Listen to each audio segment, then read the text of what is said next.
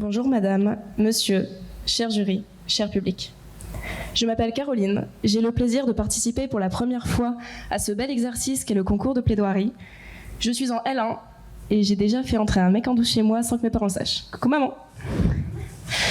En effet, vous ne vous attendiez peut-être pas à cette information, je suis en L1. Alors vous vous dites sûrement, mais qu'est-ce qu'elle fait là celle-là?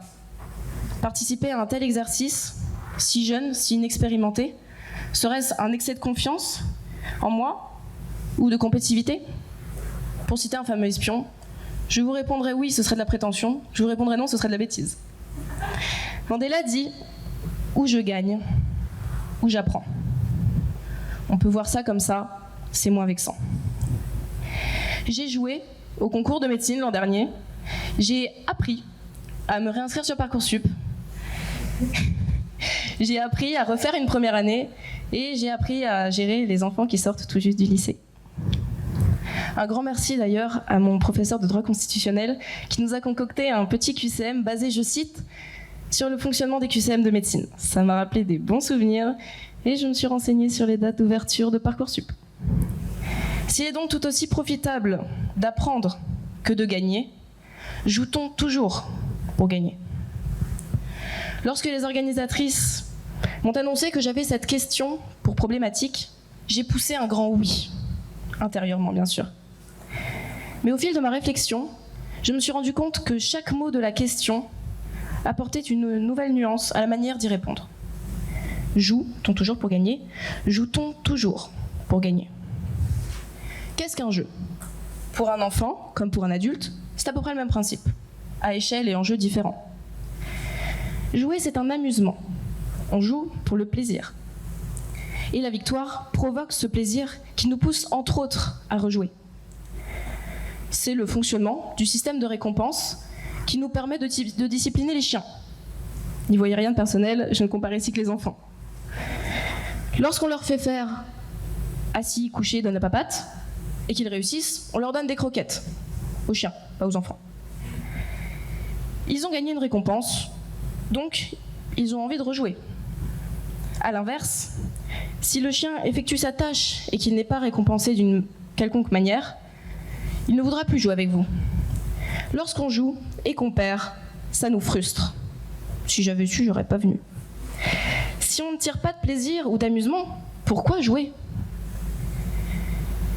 En additionnant 2 et 2, on peut donc en arriver à la conclusion que l'intention universelle derrière le fait de jouer est de gagner. Maintenant, joue-t-on toujours pour gagner? Car perdre peut être un moyen comme un autre, une stratégie afin d'arriver à la victoire. De la même manière qu'on prêche le faux pour savoir le vrai, qu'on sacrifie un pion aux échecs pour mettre notre adversaire dans une position qui nous est avantageuse, on peut perdre une bataille pour gagner la guerre.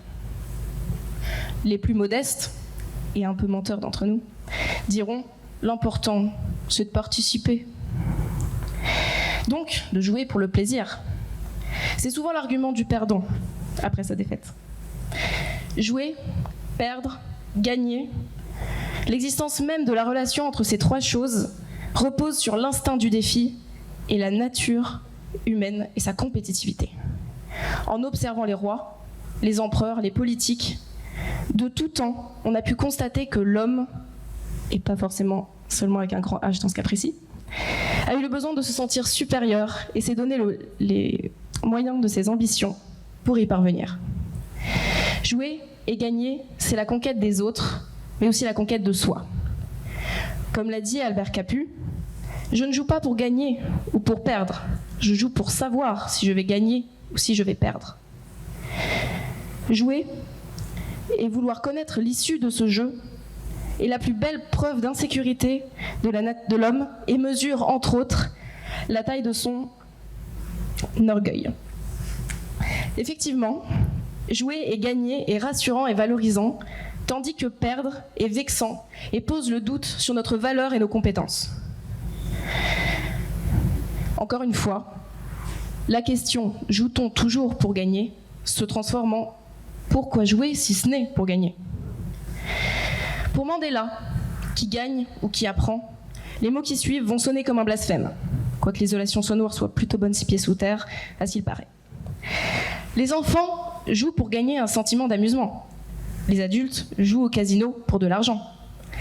Et nos dirigeants jouent aux jeux politiques pour le pouvoir. Et tout le monde joue aux jeux de la vie dont les règles sont fixées par notre société. La première à l'avoir compris est Elizabeth Magie, créatrice du Landlord's Game, aujourd'hui connu sous le nom de Monopoly. Il est le plus bel exemple pour illustrer mon propos. Tout dans la vie est un jeu. Et si on ne gagne pas au jeu de la vie, on meurt. Comme le dit Cersei dans Game of Thrones, au jeu des trônes, soit on gagne, soit on meurt. La victoire, tout comme l'instinct qui nous pousse à tout mettre en œuvre pour l'atteindre, est inscrit dans notre organisme. Comme je l'ai dit tout à l'heure, c'est la récompense qui vient avec la victoire qui fait que l'on continue de jouer. Ce sentiment de contentement est hormonal, c'est l'ocytocine qui le provoque. Et oui, c'est le cerveau, le vrai cœur des émotions humaines. L'ocytocine étant addictive, nous avons là la source de l'addiction aux jeux des casinos, aux jeux d'enfants dans la cour de récréation, et encore et plus particulièrement aux jeux de pouvoir. En conclusion, si la victoire est inscrite dans notre organisme, il est donc impossible de s'en défaire. On peut faire preuve de fausse modestie, prétendre ne pas jouer pour être le meilleur, pour se sentir supérieur, pour avoir cette décharge d'ocytocine qui se répand dans nos veines. Mais aucun des concurrents qui ne se présenteront devant vous aujourd'hui ne sera là purement pour l'expérience et pour le plaisir de jouer. Seuls les perdants le diront à la fin. À mes chers concurrents qui m'ont écouté, si vous êtes là, je ne me permettrai pas de vous apprendre ce qu'est l'esprit de compétition. Après tout, nous participons tous au même concours de plaidoirie, certains même se présentent depuis plusieurs années. Mais en ce qui me concerne, aujourd'hui, cher public, cher jury, je suis venue pour gagner.